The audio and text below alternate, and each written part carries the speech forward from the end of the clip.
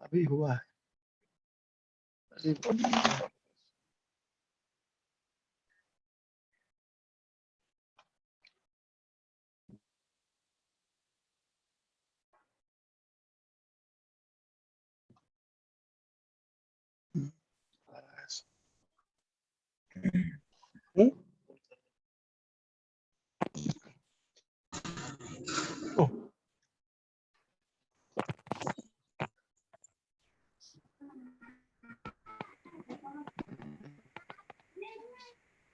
जल्दी से ज्वाइन हो जाओ तो हम समझाएंगे कि व्हाई कार्बन 12। ठीक है, चलो ध्यान देना, बहुत अच्छा चीज पढ़ा रहे हैं।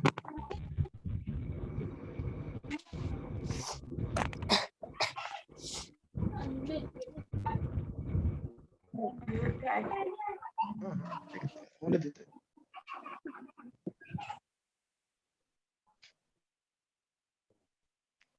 जल्दी से ज्वाइन हो जाओ, चलो बच्चे ज्वाइन हो रहे हैं फटाफट। अगर किसी को तब तक कोई डाउट है जल्दी पूछ सकते हो, जल्दी जल्दी पूछो। अगर कोई डाउट है, रह गया है कि सर पूछना है तो पूछ सकते हो। चलिए ठीक है। हाँ देखो, तो पहला क्वेश्चन मेरे दिमाग में क्या आएगा, तो किसी के भी दिमाग में आना चाहिए, why carbon 12। Question, why carbon 12 is selected as standard। ना तो स्टैंडर्ड क्यों कार्बन 12 को लिया गया? अब मान लो बेटा, आप क्लास में किसी, एक क्लासरूम है, मान लीजिए एक क्लासरूम है, ठीक है, समझना, इसको लिखना मत। एक क्लासरूम है, एक क्लासरूम में हमको मॉनिटर को सिलेक्शन करना, ध्यान देना बेटा, मॉनिटर को सिलेक्शन करना है। एक हर क्लास, आवाज आ रहा है सबको मेरा? हाँ सर। अब बताओ, मॉनिटर क्लासरूम में कभी एक ऐसा मॉनिटर को सिलेक्ट कर सकते हैं जो क्लास में कभी आता ही नहीं है, क्या बहुत कम आता है? बोलो। नो सर, नहीं हो सकता है। मतलब नहीं सर। कि उसको क्लास में मैक्सिमम टाइम प्रेजेंट रहना पड़ेगा। तो मैक्सिमम टाइम का मतलब क्या हुआ कि नेचर में उस एलिमेंट को सबसे ज्यादा रहना पड़ेगा, दैट इज एबेंडेंस। नेचर में उसका अच्छा खासा अमाउंट होना चाहिए, तो एबेंडेंस सबसे ज्यादा होना चाहिए। पहला पॉइंट, पहला पॉइंट सिंपल, एकदम सिंपल, बहुत बेसिक है, इसको समझ लेना। सेकेंड पॉइंट, अच्छा बताओ कि मान लो वो क्लास में आता है लेकिन क्लास में सबसे चुपचाप बैठता है, किसी को कुछ बोलता ही नहीं। ऐसा लड़का जो क्लास में चुपचाप आकर के बैठ जाए और कुछ एक्सप्रेस ही नहीं करे, क्या तुम उसको मॉनिटर के रूप में सेलेक्ट करोगे? बोलो। नहीं सर। No sir. नहीं सर। तो सेकेंड पॉइंट हो गया कि वो लीस्ट रिएक्टिव नहीं होना चाहिए, लीस्ट रिएक्टिव नहीं होना चाहिए। दूसरा, अगर मान लो एक लड़का है, क्लास में सबसे ज्यादा आता है, लीस्ट रिएक्टिव है, लेकिन सबसे ज्यादा हल्ला भी वही करता है, बहुत हल्ला करता है, जब मन तब हल्ला करेगा, जब मन तब डांस करेगा, गाना गाएगा, किसी को कमेंट करेगा, क्या तुम उसको मॉनिटर के रूप में सिलेक्ट करोगे? नहीं सर। तो मोस्ट रिएक्टिव भी नहीं होना चाहिए, मोस्ट रिएक्टिव भी नहीं होना चाहिए। फोर्थ नंबर पोजीशन में मान लो, है ना, मान लो एक लड़का है, एक क्लासरूम में एक लड़का है, उस लड़का का 5-6 भाई बहन साथ में पढ़ता है ना, मान लो एक लड़का बॉय, कोई स्टूडेंट है। अब बताओ, एक स्टूडेंट है, इसका 7-8 भाई बहन है और सब साथ में पढ़ता है, एक ही रूम में, तो ये तो इसका पार्शियलिटी करेगा कि नहीं करेगा? पार्शियलिटी करेगा, तो ये भी मॉनिटर के रूप में सिलेक्शन नहीं होगा, बिल्कुल नहीं होगा। मॉनिटर का मतलब क्या हो गया? पूरा फेयर। तो इसका मतलब इसका आइसोटोप भी, isotope availability, isotopes availability minimum होना चाहिए। तो जब ये एएमयू आया था, है ना, जब स्टैंडर्ड स्टेट ले रहा था, तो ये जो स्टैंडर्ड स्टेट था, है ना, ड्यूरिंग दैट टाइम, अब समझिए थोड़ा, अब इसको मिटा देते हैं, एक क्लासरूम वाला स्टोरी खत्म हो गया नहीं, ये क्लासरूम वाला स्टोरी खत्म हो गया। तो पहला क्वेश्चन हो गया, why carbon 12 is selected, why carbon 12 is selected. तो अबेंडेंस ज्यादा होना चाहिए, लीस्ट रिएक्टिव होना चाहिए, लीस्ट रिएक्टिव नहीं होना चाहिए, थोड़ा रिएक्टिव होना चाहिए, ज्यादा रिएक्टिव भी नहीं होना चाहिए, लीस्ट रिएक्टिव नहीं होना चाहिए, है ना, मोस्ट रिएक्टिव भी नहीं होना चाहिए, और इसका आइसोटोप्स का अवेलेबिलिटी मिनिमम होना चाहिए। तो ड्यूरिंग दैट टाइम, जब हम लोग ड्यूरिंग दैट टाइम मतलब जब हम कार्बन को एज ए स्टैंडर्ड स्टेट ले रहे थे, वो था 1961। तो उस समय कार्बन का there is no isotope, there is no isotopes of carbon. उस समय कार्बन का कोई आइसोटोप नहीं मिला। लेकिन अभी जो है आफ्टर दैट, है ना, 3 isotope of carbon, carbon C612, C613, C614, 3 isotope मिला। कार्बन का कितना आइसोटोप मिलता है? आइसोटोप समझते हैं, आइसोटोप एटम जिसका एटॉमिक नंबर सेम हो, मास नंबर डिफरेंट हो। मास नंबर डिफरेंट होगा तो फिजिकल प्रॉपर्टी डिफरेंट होगा, केमिकल प्रॉपर्टी सेम होगा, उसको बोलते हैं आइसोटोप। लेकिन जो ये C612 है बेटा, ये जो कार्बन 12 है, ये 99% मिलता है, ये 99। और ये जो है, ये जो C13 है, ये अप्रोक्सीमेट मिलता है 0.85%, 0.85%। और ये जो C14 है, ये 0.13% के आसपास, बहुत कम मिलता है। या आप इसको 0.87 कर दीजिए इसको। तो बताओ, अब तीनों में सबसे ज्यादा अबंडेंस किसका है? कार्बन 12 का है। इसीलिए carbon 12 is selected as standard. Sodium क्यों नहीं लिया गया? सोडियम ज्यादा रिएक्टिव होता है। फ्लोरीन क्यों नहीं गया? तो फ्लोरीन क्या है, इलेक्ट्रोनेगेटिविटी ज्यादा है, वो और ज्यादा रिएक्टिव हो जाएगा। तो ये आपका क्वेश्चन हुआ। अगर कोई पूछेगा कि why carbon 12 is selected as the standard state, तो आप क्या बोलेंगे? ये चारों पॉइंट बोलना बहुत जरूरी है ना। द एबेंडेंस शुड बी, उसका एबेंडेंस होना चाहिए अच्छा खासा, लिस्ट रिएक्टिव नहीं होना चाहिए, मोस्ट रिएक्टिव भी नहीं होना चाहिए, और आइसोटोप्स का अवेलेबिलिटी भी मिनिमम नंबर में होना चाहिए। कार्बन का 3 आइसोटोप होता है, C612, C613, C614, और जो C612 है वो नेचर में 99% से भी ज्यादा परसेंट होता है। ठीक है, चलिए हो गया, इसको लिख लीजिएगा फटाफट। अब होता है mass of any atom, mass of any atom. ध्यान देना बेटा, बहुत सारे बच्चे को डाउट था मोलर मास क्या है, मॉलिक्यूलर मास क्या, सब आज क्लियर हो जाएगा। मास ऑफ, हल्ला हो रहा है थोड़ा सा, हल्ला मत कीजिए। मास ऑफ एनी एटम को किस में एक्सप्रेस करेंगे? AMU में, है ना। AMU क्या है? एटॉमिक मास यूनिट, है ना। नाउ टुडे, नाउ अभी तक जो समरी पढ़े उसको बता रहे हैं। Now today it is denoted, Oppo A3 mike बंद कर लो। हाँ, डिनोटेड बाय यू, और यू का मतलब होता है यूनिफाइड मास।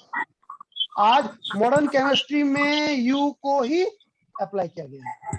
ठीक है, चलो अब देखो, अब बता 12 AMU, देखो ध्यान देना बेटा, 12 AMU इज, ये 12 AMU किसका मास है? तो 12 AMU is the mass of carbon 12 atom. ध्यान देना, तो 12 AMU किसका मास है? कार्बन 12 का। तो 1 AMU किसका मास होगा? 1 AMU इक्वल टू, बोलो, मास ऑफ C12 एटम बाय 12। इसको थोड़ा ध्यान दो। ए छोटी बच्ची कौन आ गई है? Don't making any noise. ठीक है, इसको ध्यान देना, अभी इसको अब शुरू करेंगे।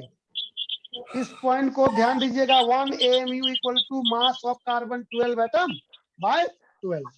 ठीक है, चलो अब बताओ एटॉमिक मास जो होता है, यहाँ पर थोड़ा मिटाते हैं इसको, है ना।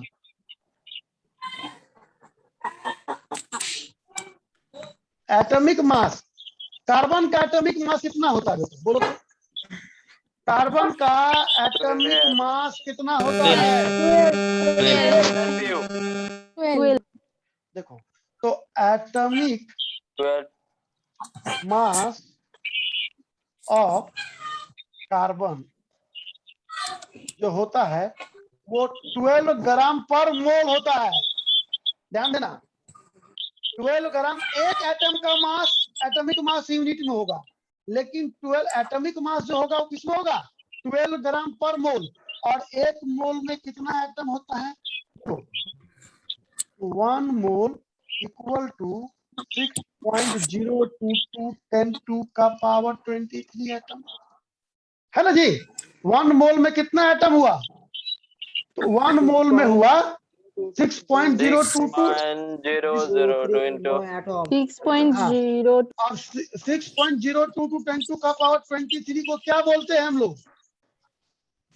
Avogadro number. 1 मोल एवोगाड्रो नंबर, ठीक है। Avogadro's number. 1 मोल इसको बोलेंगे एवोगाड्रोस नंबर। ठीक है, अब बताए जो 12 ग्राम है कितना एटम कार्बन के लिए रिस्पॉन्सिबल है? बोलो, 12 ग्राम कितना एटम के लिए है? तो 6.022 10 टू का power 23 atom of carbon is equal to 12 gram. तो 1 एटम ऑफ कार्बन कितना आ जाएगा? 1 एटम ऑफ कार्बन कितना आ जाएगा? 12 बाय 6.022 10 टू का पावर 23। इसको हम लोग क्या बोलेंगे? 12 बाय Na ग्राम पर 12 बाय Na ग्राम, क्योंकि ये ग्राम था, ये ग्राम था, ये तो नंबर है।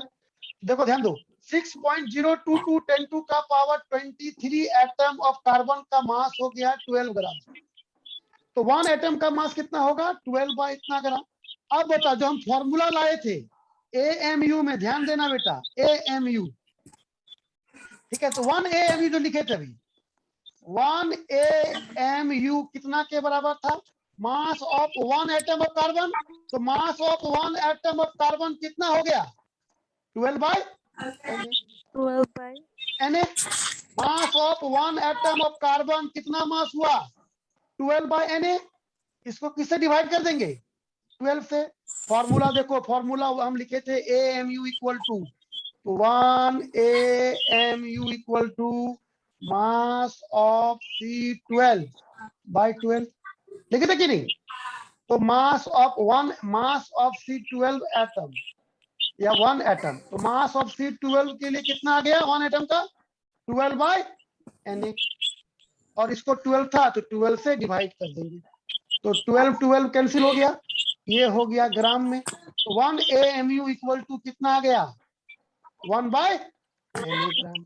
अब 1 बाय Na ग्राम को सॉल्व कर दीजिए, तो 1.67 10 टू का पावर -24 ग्राम और 1.66 10 टू का पावर -27 केजी। ये क्वेश्चन अभी तक 2 बार आया है। 1 AMU equal to how many ग्राम?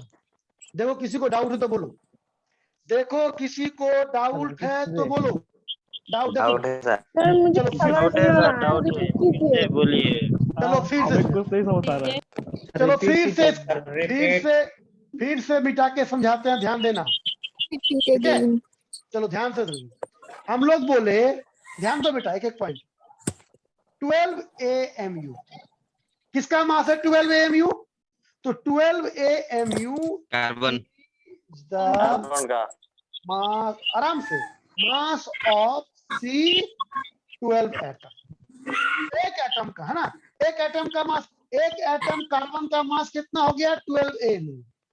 तो एक AMU इक्वल टू कितना होगा? तुम खुद बोलो। 1 AMU इक्वल टू क्या होगा?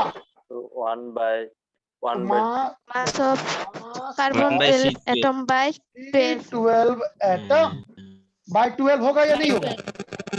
होगा या नहीं होगा? हाँ सर। होगा। हाँ अभी बताओ एटॉमिक मास जो कार्बन का होता है वो कितना होता है? ध्यान देना, एटॉमिक मास ऑफ कार्बन कितना होता है? ये होता है 12 ग्राम पर मोल। और एक मोल में कितना एटम होता है? तो 1 मोल इक्वल टू 6.022 10 टू का पावर 23 एटम। तो ये जो 12 ग्राम है कितना एटम के लिए है? कितना एटम के लिए? तो हम लोग बोलेंगे ना 6.022 10 टू का power 23 atom of carbon has मास कितना आएगा?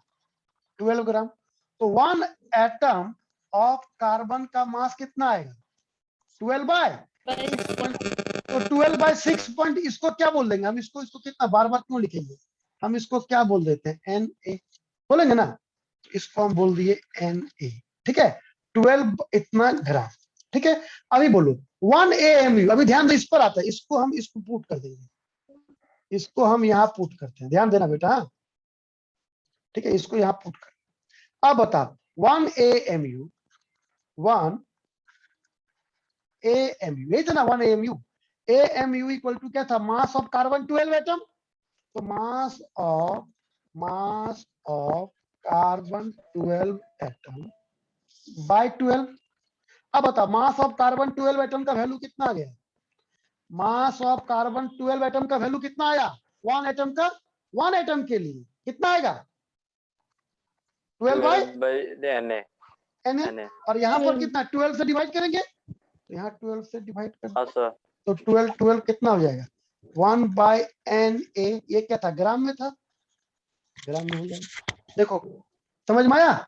तो 1 AMU इक्वल टू इतना ग्राम हो गया। अब Na का वैल्यू को आप पुट कर दीजिए। तो Na का वैल्यू अगर आप पुट करते हैं, अभी मिटा रहा हूं मैं, ध्यान से देखना, बस यही पर थोड़ा सा कंफ्यूजन है और डाउट ही नहीं है, बस तो बेसिक है, थोड़ा एकदम बेसिक है ना। तो अगर आप 1 AMU को सॉल्व करते हैं तो 1 AMU equal to 1 by Na gram, solve कर दीजिए। तो 1 बाय 6.022 10 टू का पावर 23 ग्राम। अगर आप सॉल्व करके लिखिएगा 1.67 10 टू का पावर 24 ग्राम। और अगर आप इसको सॉल्व कीजिएगा तो ग्राम को केजी में कन्वर्ट कर दो, 27 केजी। तो अब हम आपको एक फॉर्मूला देते हैं, उस फॉर्मूला से AMU में कैसे कन्वर्ट कीजिए। ठीक है, उस फॉर्मूला से आप AMU में कैसे कन्वर्ट कीजिएगा, ध्यान देना बेटा। ठीक है, देखो तो हम बोलते हैं कि AMU हमको निकालना है। AMU इक्वल टू क्या होगा? मास of 1 atom, mass of 1 atom, इसका यूनिट क्या होगा? ग्राम। मास ऑफ 1 एटम इन ग्राम। दूसरा लिखेंगे, अभी बता 1 बाय Na। तो 1 बाय Na कितना था? 1.66 10 टू का पावर 24 ग्राम पर AMU 1 AMU। अब बताओ क्या कैंसिल हो जाएगा? ग्राम ग्राम कैंसिल होगा। तो अगर ग्राम ग्राम कैंसिल हो जाएगा तो आंसर किस में आएगा? AMU में आएगा। देखो तो मान लीजिए एक क्वेश्चन दे रहे हैं हम, एक क्वेश्चन आपको दे रहे हैं, एक question, mass of hydrogen atom, mass of hydrogen atom जो है ये 1.67 10 टू का पावर -24 ग्राम है। ठीक है, then the mass of hydrogen atom क्या होगा इन AMU? बना तो, कौन बनाए? जल्दी से बनाओ। मास ऑफ 1 एटम दिया हुआ है, मास ऑफ हाइड्रोजन एटम दिया हुआ है कितना? 1.67 10 टू का पावर -24 ग्राम। हमको निकालना mass of hydrogen atom in AMU। चलो पुट करो formula. AMU equal to mass of 1 atom of carbon कितना है? 1.67 10 टू का पावर -24 ग्राम। ठीक है, चलो और नीचे क्या कर देंगे? नीचे डिवाइड कर देंगे किसे? 1.66 10 टू का पावर -24 ग्राम पर एमयू, एमयू। तो ग्राम ग्राम कैंसिल। इसको जब सॉल्व कीजिएगा ना, हाँ सर। ये आएगा 1.0078 एम। अब बताओ, एक हाइड्रोजन एटम का मास कितना हो गया? 1.0078 1.0078 एमयू। बस यही, या किसी किसी बुक में देखिए इसको लिखा होगा 1.008 एम। ठीक है, तो एएमयू क्या हुआ? एएमयू रिलेटिव एटॉमिक मास हुआ, वो एब्सोल्यूट मास नहीं हुआ, वो एब्सोल्यूट मास नहीं हुआ। इसको ध्यान समझना। एएमयू क्या है? फिर से, AMU is the atomic mass unit which is based on carbon 12 atom, and AMU is equal to mass of one atom by 1.666 10 to the power minus 24 ग्राम पर एमयू। या फिर हम बोल सकते हैं mass of one atom of carbon 12th atom by 1/12 mass of carbon atom. जैसे बोलना है बोलना। ठीक है, समझ में आया? अभी मास ऑफ एएमयू का डेफिन, एएमयू इक्वल टू, फिर से कर दीजिए आप, याद रखिए, उसको भूलिएगा नहीं। एएमयू हो गया आपका, जाकर के फिर से भूलना मत बेटा। मैं अभी पीडीएफ भी देख लेना, रिकॉर्डिंग भी देख लेना। तो हम लोग बोलेंगे AMU equal to mass of C12 atom by 1, है ना, बाय 12 बाय 12। ठीक है, अभी देखो, एक बच्चा पूछ रहा था ना कि सर मोलिकुलर मास और मोलर मास में डिफरेंस क्या होता है। एक बच्चा पूछ, कल बहुत सा क्वेश्चन सुनना हो। डिफरेंस इन, ध्यान दो, डिफरेंस इन, क्या बोल रहे हो? बढ़िया से बोलो, बढ़िया से बोलो, क्या बोल रहे हो? अच्छे से बोलो, बोलो, आवाज आ रही है सबको कि नहीं? डिफरेंस इन, आ रही सर। हाँ, मोलिकुलर मास एंड मोलर मास। एक लड़का बोला था ना कि सर मोलिकुलर मास और मोलर मास में क्या डिफरेंस है, बता दीजिए। चलो, मान लीजिए आप H2O मॉलिक्यूल लेते हैं, ठीक है, मॉलिक्यूल लेते, अब हाइड्रोजन का मास, तो हाइड्रोजन को टोटल कितना है? मान लो 1/2, और ऑक्सीजन कितना है? ये AMU या U बोल दीजिए इसको, या आप AMU बोल सकते हैं, आप AMU बोलिए या U बोलिए। ऑक्सीजन कितना है? 16 AM। दोनों को ऐड कर दीजिए, कितना हो जाएगा ये? तो 1/2 + 16 कितना हो जाएगा? 18 AMU और 18। ठीक है, लेकिन वाटर का अगर आप मोलर मास लेंगे तो मास हमेशा 1 मोल के लिए आएगा। मोलर मास किसका? मोलर मास का मतलब क्या हो गया? ग्राम। मोलर मास का यूनिट क्या लिखी थे? ग्राम। अगर बोले थे ना कि कार्बन 12 का एक मोल, एटॉमिक मास ऑफ कार्बन कितना होता है बोलो तो? एटॉमिक मास ऑफ कार्बन क्या बोले थे? 12 ग्राम पर मोल बोले थे या नहीं बोले थे? तो मोल के लिए, मोल के लिए ग्राम हो गया, मोल के लिए क्या हो गया? ग्राम। तो यहाँ पर लिखेंगे 1/2 + 16 = 18 ग्राम। ठीक है, तो अगर मॉलिक्यूलर मास बोलेगा तो यूनिट होगा AMU या U, और अगर मोलर मास बोलेगा तो यूनिट क्या होगा? ग्राम। तो क्या हुआ conclusion? Both having same value but different unit. समझ में आया? Different unit. तो अगर मॉलिक्यूलर मास बोलेगा, मॉलिक्यूलर मास का यूनिट U हो जाएगा, मोलर मास बोलेगा तो ग्राम हो जाएगा। बस यही समझना था। Why carbon 12 is selected? Why carbon 12 is selected? Because इसका प्रेजेंस, इसका एबंडेंस ज्यादा है, ये लिस्ट रिएक्टिव नहीं होता है, ये मोर रिएक्टिव भी नहीं होता है। During that time, that is 1761, isotopes of carbon not present. तो बोले, क्या बोले हम कि अगर एक क्लासरूम में हमको मॉनिटर को सिलेक्ट करना है, तो मॉनिटर क्या क्लासरूम में कभी नहीं आएगा? आएगा। अगर वो क्लासरूम में आएगा तो उसको क्या सबसे ज्यादा हल्ला वही करेगा क्या? नहीं। तो क्या सबसे कुछ भी बोलेगा क्या? ये भी नहीं होना चाहिए, है ना। और उसके भाई बहन, दैट इज आइसोटोप्स, सबसे कम होने चाहिए। तो उस समय में कार्बन का आइसोटोप नहीं था और कार्बन का आइसोटोप बाद में मिला। क्या क्या मिला? तो C12, C13, C14, ठीक है। और उसमें से C12 99.99 से भी ज्यादा परसेंटेज था। ये सब बहुत कम था। तो जो चारों का चारों क्राइटेरिया था उस क्राइटेरिया को फुलफिल किया, इसीलिए carbon 12 is taken as standard steel. And what is the difference of molecular mass and molar मास?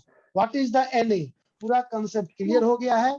अगर नहीं क्लियर होगा तो आप फोन करके भी पूछ सकते हो। बोलो बेटा। दूसरे क्लास का लिंक भेजो।